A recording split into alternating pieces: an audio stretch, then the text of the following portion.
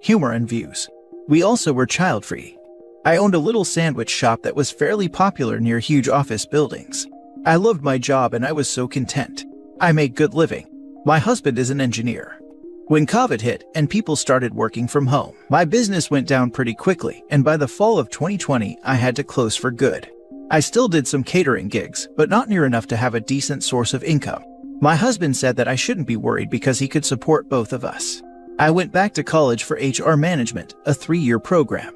Around the same time as all that happened, my husband confessed to me that he might have changed his mind about being child-free, something that I had noticed before he confessed. I loved my husband very much, and I had started noticing him around friends and family members who have small children, and he was so adorable, and to be honest, without my very hectic job, I also started thinking the same. We had our son November last year. The best thing that ever happened to me, but just 3 weeks after I gave birth, my husband came to me and confessed that he cheated on me. It felt like the ground opened from under me. How could that be possible? He was my love and I was his, wasn't I? He apologized and tried to blame it on the pandemic, on being bored at home, on being scared to be a father, on midlife crisis. He loved me and he didn't want to lose me. I felt so trapped with a small baby that needed me, no job and no place to go. Good job, hubby. You sure knew when to deliver this blow. A week later, he asked me what I thought about opening the marriage. Humans aren't meant to stay monogamous, he said. And while he still loved me more than anything in the world, he didn't find me enough. I started crying and begged him not to humiliate me. If he just gave me some time, we could divorce and go our separate ways. He said he wasn't interested in divorce. He didn't want to replace me, just add some new excitement into our relationship. 2 weeks later, he came home with her and told me that she's moving in with us. A 26-year-old that he met at work. He started showing her the apartment and explained how important it was for me to have everything clean and tidy all the time, and that she should abide by that. She was smiling the whole time. He took her to the guest bedroom, and she's been living with us ever since. I moved to my son's room and put locks on, and I've been living with my baby for almost a year now, rarely existing in the common areas beside preparing for my catering gigs. The girlfriend moved eventually into my bedroom with my husband. He warned me that this would happen if I refused to move back. Funny how we can adjust so fast and find small pleasures even in the most difficult times. Having my baby and seeing him grow has been my biggest comfort, him and my studies.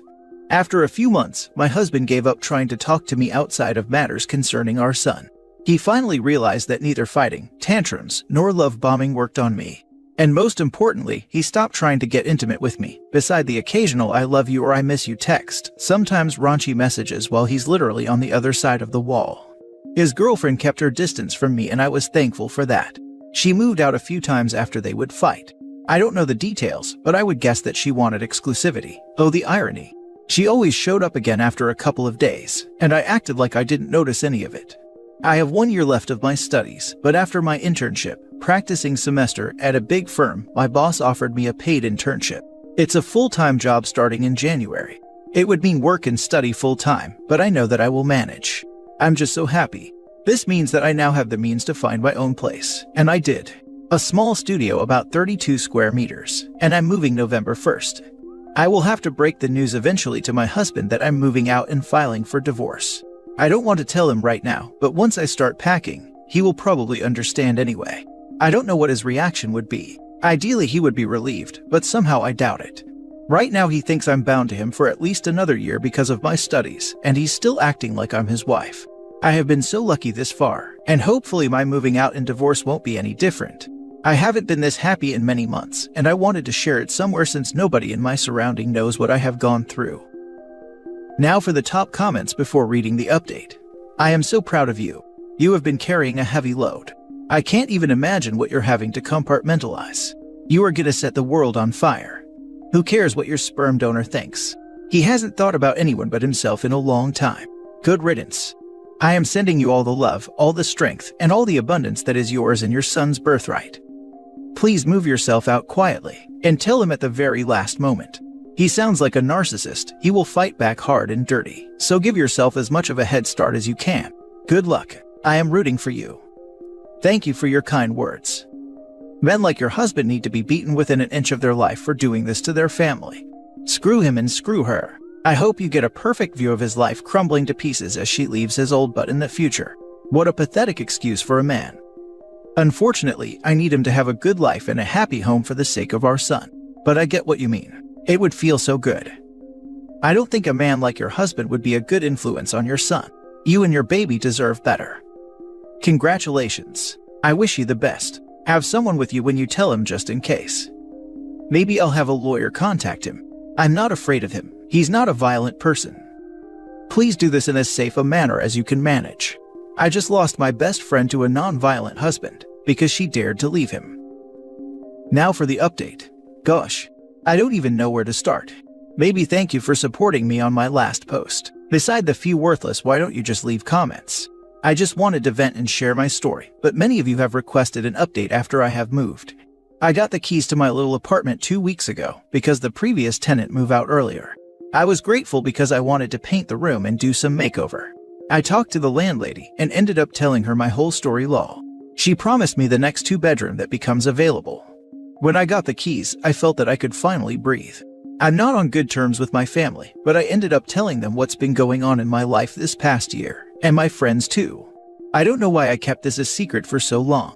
Maybe because I was too ashamed or embarrassed, or maybe because I had a definite plan and I didn't want outside influence or distraction.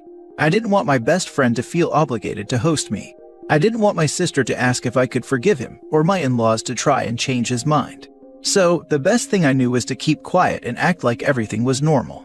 I moved last Friday. I had packed all my kitchen gear, and my sons and my clothes, toys, etc. while my husband was at work. My best friend and her husband helped me.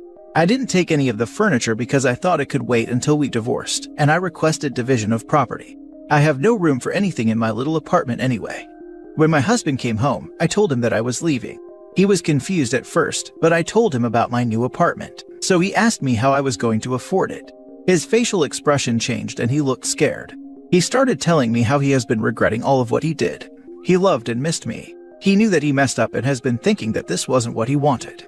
He wanted his family back, our son and me.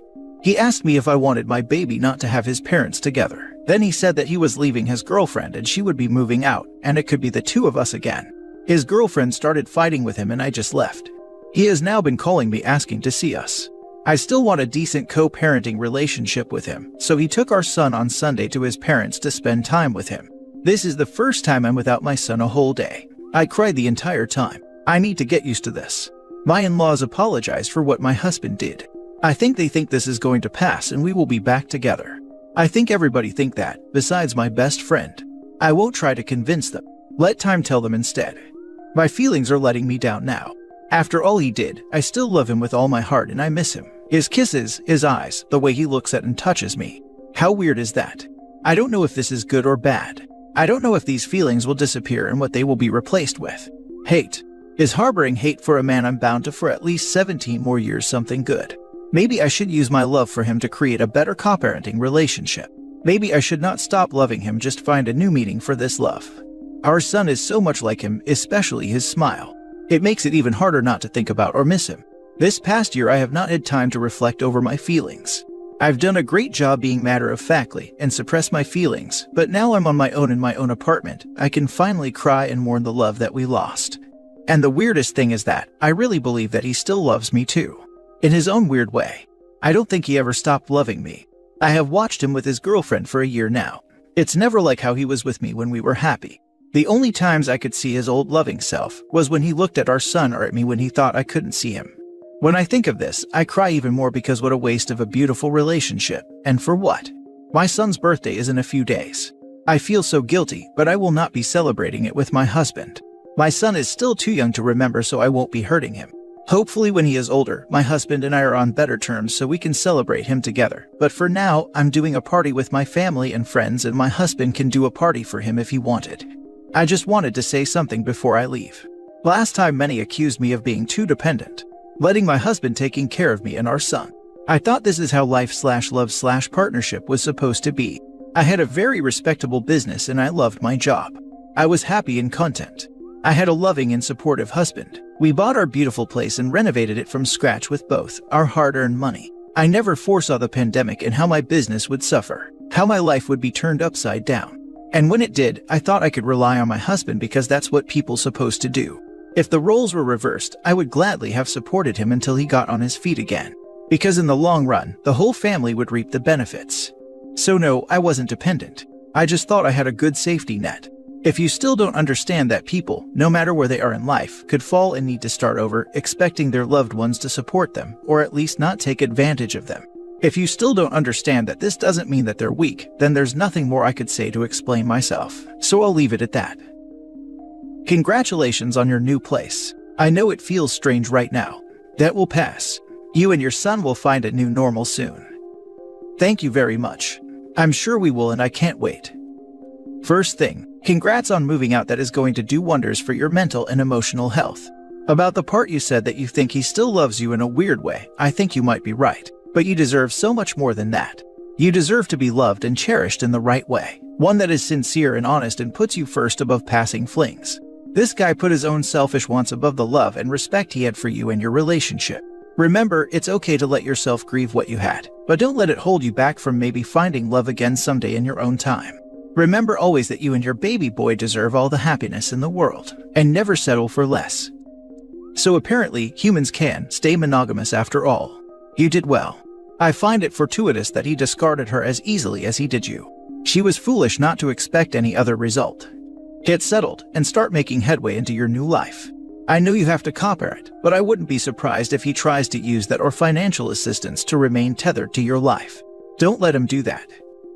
OP needs to only talk to him through a parenting app that keeps records, and she needs to document everything. And if he gets real manipulative, OP don't hesitate to go for full custody. Document. Especially the year you already spent with him, how he moved a stranger into your house, which put your child at risk as you didn't know her and what she was gonna do. How you had to lock yourself in your kid's room because he refused to make her leave or break up with her. I doubt the court will like that he made these unilateral decisions that were obviously not good for either you or your kid. What a ride. I wish you all the best. I too still love my cheating husband. It is probably normal, albeit weird. Take your time to mourn what you had. Much love to you. I'm so sorry. Are you staying with him? Not sure yet, it's all so new. I will never trust him again for sure. I thought my douche was horrid until I read about your douche. I'm really sorry you had to endure all this for a year. My douche at least did it behind my back. Now for the last story. Husband cheated at a bachelor party. Need support. In a cliche move, my husband cheated on me at bachelor party this weekend. I can't believe his story obviously, but the story is that he got a lap dance from a stripper. He tried to hook up with her but he couldn't get it up as he had been drinking all day. He did tell me that he would 100% have slept with her if he could. I can't trust him because 1. Obviously he cheated on me. 2. He originally told me she had rubbed on him and he ended the lap dance then. 3. It took him 4 days to come clean with this second story, and only when he left for another bachelor party this weekend did he call to tell me the truth. I feel like my life is ending. I guess it is in some regards. I currently don't even have a job. No kids, thank God. But my husband is the breadwinner in my marriage, and I moved around multiple times to further his career, at probably the expense of one for me. I feel like that line from Pride and Prejudice where Charlotte is saying she's got no prospects, no money, and she's a burden to her parents and frightened. Only I'm 32, and she was at least only 27. I guess I just need someone to talk me down and help me with next steps. I'm actually at a bachelorette party for my future sister-in-law who is marrying his brother, so I have to keep it together until Sunday. Somehow, or at least in public anyway. I can't get a divorce until I at least get a job. That much is certain for me. I need some stability. I don't have the best parents, so going home to them wouldn't be a great option for me. Someone just talk to me. I'm devastated. Now for the advice. You need to immediately consult a divorce attorney. You shouldn't assume how a divorce will work in your circumstances. You may be able to get temporary support order. How do you even find a divorce lawyer law? Like obviously I'm Googling, but a good one. If you are in an at-fault state, you want to get proof of his cheating, so the next time he confesses get it recorded. You have to check to make sure you live in a one-party consent state for recording someone. But if you live in an at-fault state, you will want to get on that. Yeah, I told him he had to email me his story of what happened if he wanted any option to reconcile. 32 female here also got cheated on during engagement. Still angry 3 months after D-Day. Don't have many words to comfort you, but just know you're not alone. Feel free to DM if you want to discuss further. If it helps, I'm 32 and husband cheated the same year we got married. I switched careers to move to a state I hate so he could better his career. Just know, you're both not alone. But no choice has to be made immediately unless there is mistreatment.